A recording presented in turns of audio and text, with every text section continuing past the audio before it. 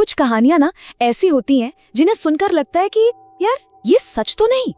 आज हम एक ऐसी ही कहानी की परतें खोलने वाले हैं।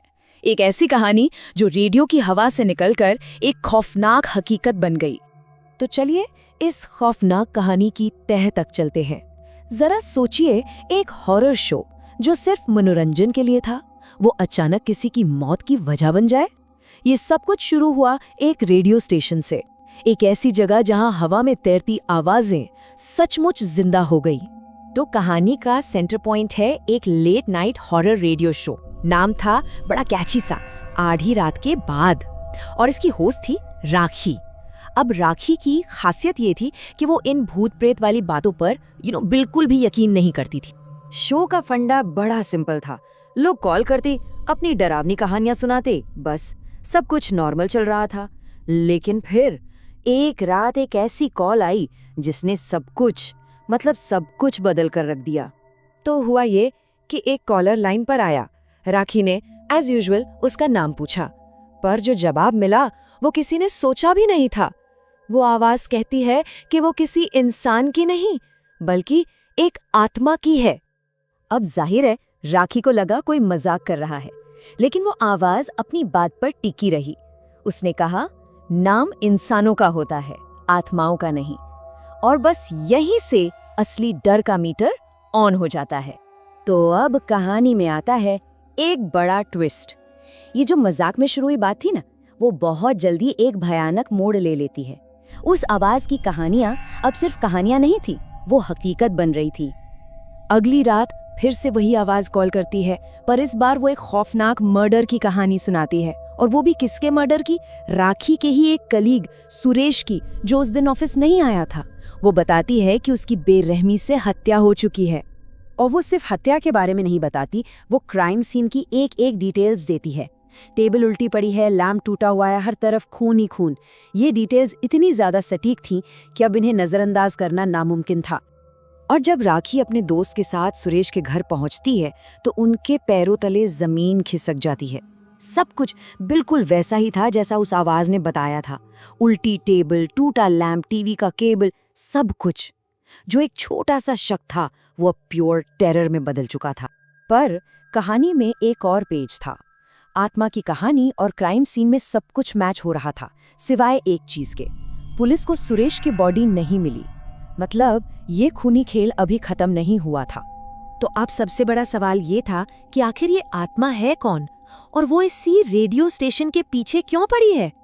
इस सवाल का जवाब एक बहुत पुराने, भुला दिए गए नाम में छुपा था। तभी राखी को कुछ याद आता है। एक लड़के का नाम रोहित। उसने सुना था कि रोहित नाम का एक लड़का रेडियो वेव्स के जरिए आत्माओं से बात करने की कोशिश करता था, और उसका अंजाम बहुत ही बुरा हुआ था। तो कहानी कुछ यूं थी कि रोहित आत्माओं की दुनिया से बहुत फैसिनेटेड था।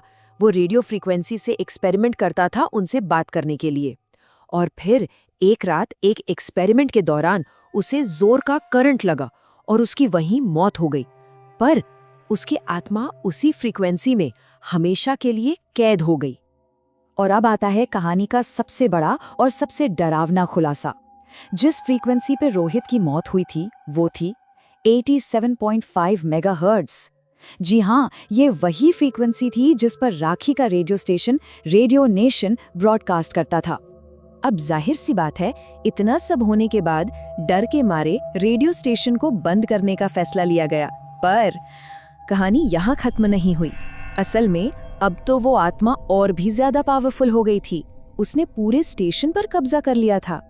सोचिए, स्टेशन बंद है, सब ताला लगा के घर चले गए हैं, लेकिन 87.5 फ्रीक्वेंसी पर प्रसारण फिर शुरू हो जाता है अपने आप।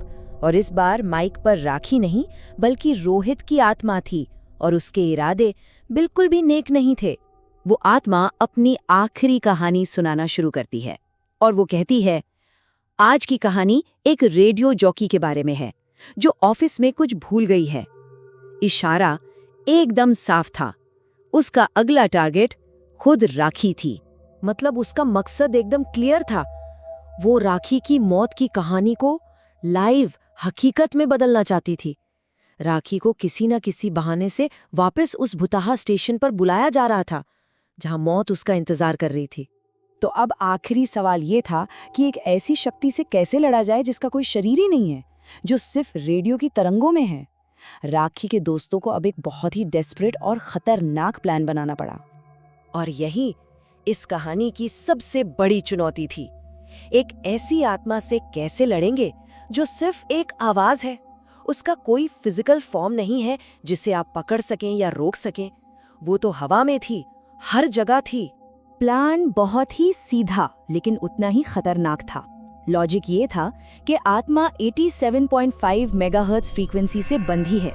ये सिग्नल आता है स्टेशन के मेन ट्रांसमीटर टावर से।